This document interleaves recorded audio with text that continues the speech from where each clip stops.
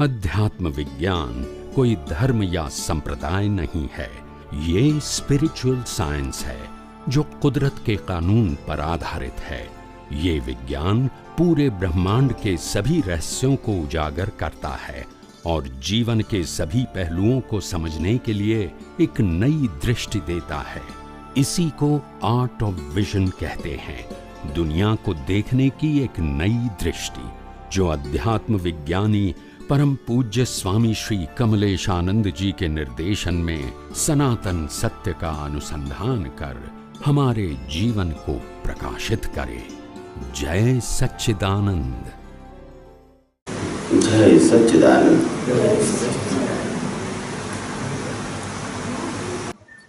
जीवन जीवવું એટલે શું?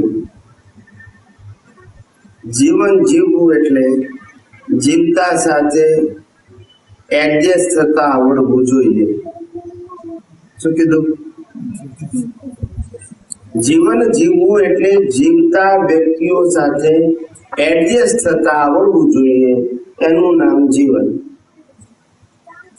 શું કીધું? ફરિયાદ કરતા તો બધાને આવડે। શું કીધું? એડજસ્ટ થવું એ શીખવાનું છે। સમજાય છે?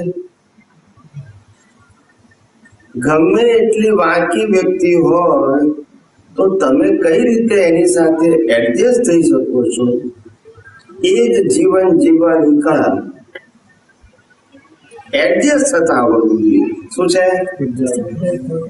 અથડામણ કરતા તો બધાને આવડે, નાની નાની બાબતમાં કેવું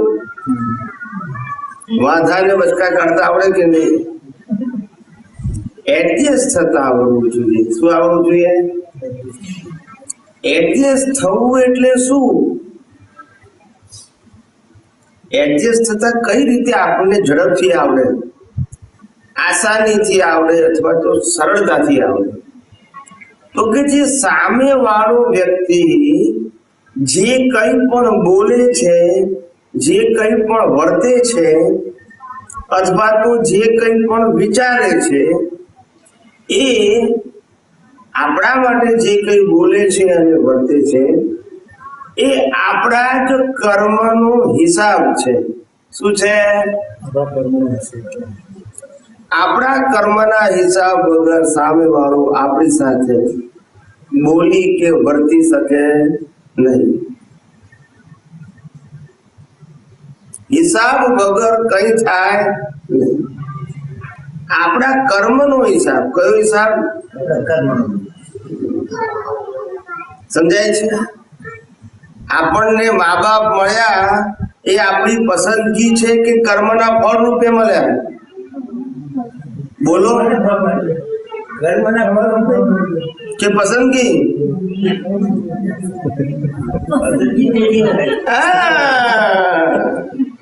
પછી ભાઈ બહેન મળ્યા એ ફળ રૂપે મળ્યા કે પસંદગી? ફળ રૂપે।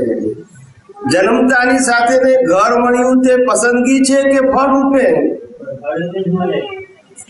જન્મતાની સાથે ધર્મ મળ્યો એ પસંદગી છે કે ફળ રૂપે?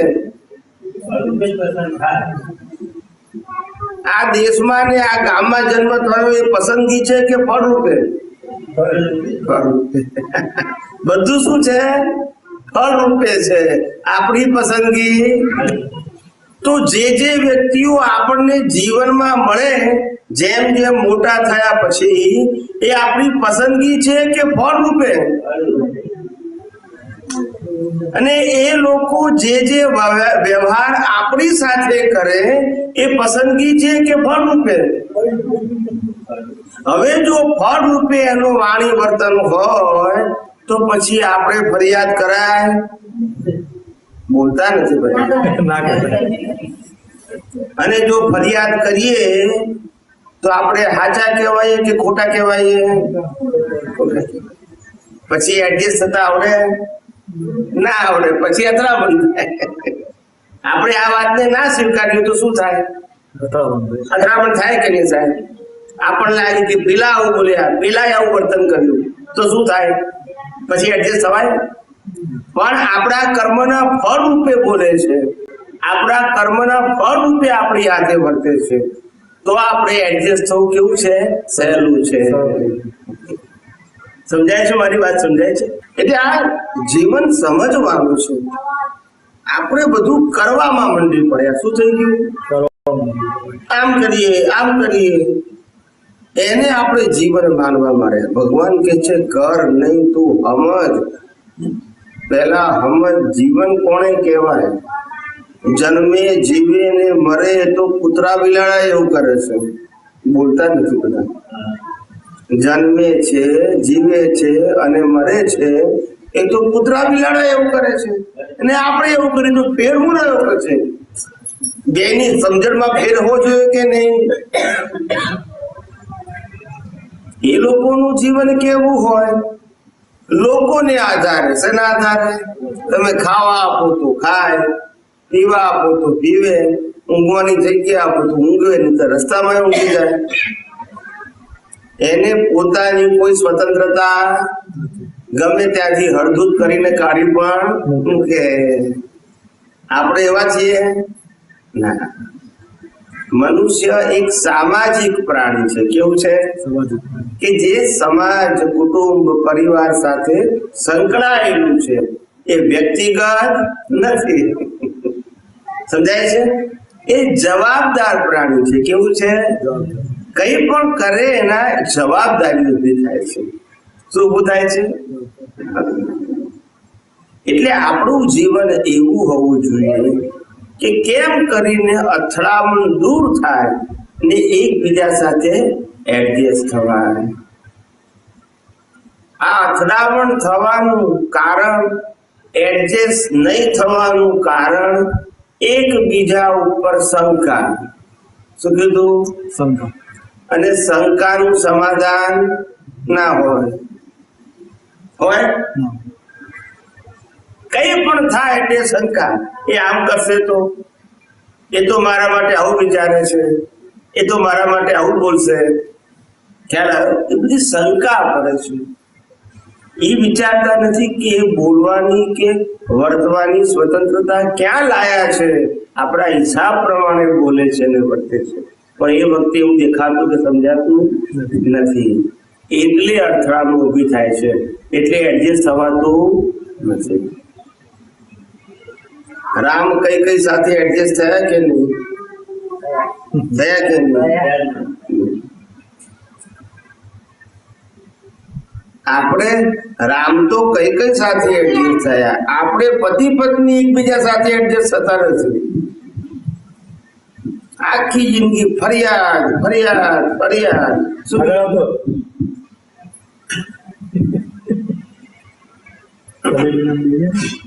શંકાની વાત કરીએ તો શંકાની વાત કરી. શંકા એ વ્યવહાર માટે વ્યવહાર માટે વપરાય છે કે આધ્યાત્મિક શંકાનું હોય? શંકા હા, વ્યવહારની શંકા જુદી ને આધ્યાત્મની શંકા જુદી. વ્યવહારની શંકા એટલે કે સામે વાળાનું વર્તન વાણી કેવા થશે અથવા કેવા હશે એવી શંકા.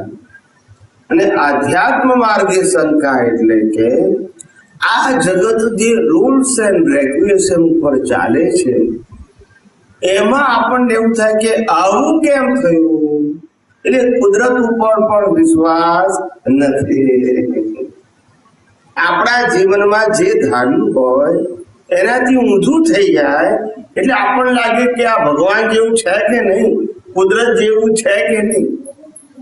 એના ઉપર શંકા. પોતાનું કર્મને આધારે આ સંજોગો આવ્યો છે એવું સ્વીકારી શકાતું, અથવા તો જે કઈ દુનિયામાં બની રહ્યું છે એ બધું કર્મ સત્તાને આધારે કુદરત ન્યાય કરી રહી છે, પણ એમાં એને ન્યાય દેખાતો 25 વર્ષનો જુવાન જો છોકરો કે છોકરી એક્સિડન્ટ થઈને મરી જાય તો લોકોને શું લાગે? કુદરત જેવું છે કે નહીં, ભગવાન જેવું છે કે નહીં, કે ના કે? કુદરત ઉપર એ શંકો જાય. કુદરત કહે છે ભાઈ હું ક્યારેય અન્યાય કરતી નથી, હું તો ન્યાય કરું છું. એનો કર્મનો હિસાબ જ એ પ્રમાણે હતો, એમાં હું શું કરું? મારે કોઈને સુખ કે દુઃખ, મારી પસંદગી પ્રમાણે આપવાનું નથી એવું કુદરત કહે છે. તમારા કર્મના હિસાબ પ્રમાણે હું ફળ આપું છું. એટલે કુદરતના જે કાનૂન છે એના ઉપર ક્યારે શંકા કરવી નહીં.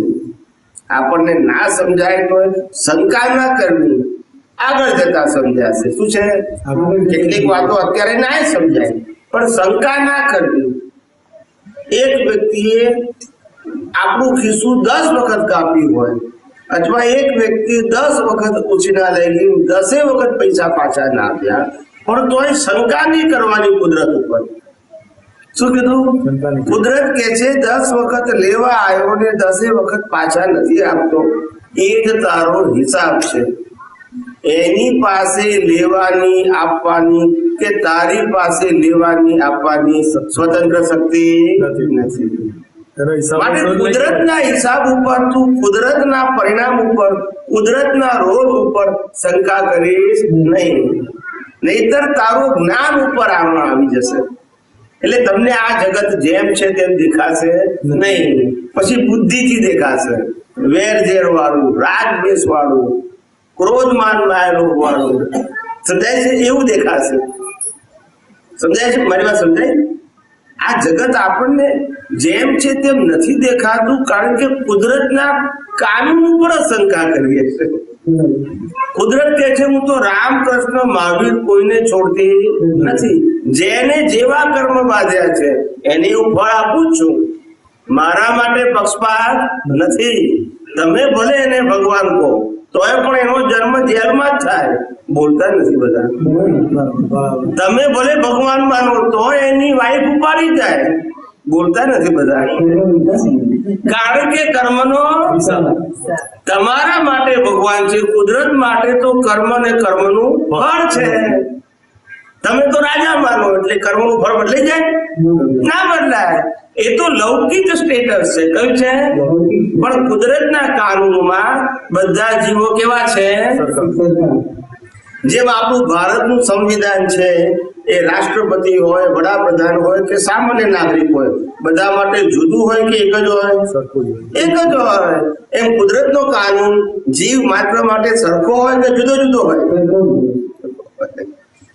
એટલે કુદરત ક્યારે કોઈની સાથે અન્યાય કરતું, અને આપણને અન્યાય લાગે છે એ આપણી દ્રષ્ટિનો દોષ છે. એનું નામ શંકા. કુદરત ઉપર શંકા કરે એટલે પછી આ જગત જેમ છે તેમ સમજાય નહીં. જેમ છે તેમ ના સમજાય. પછી એ બુદ્ધિ વાળું સમજાય. કેવું? હું આમ કરીશ તો આમ થશે, હું આમ કરીશ તો આમ થશે.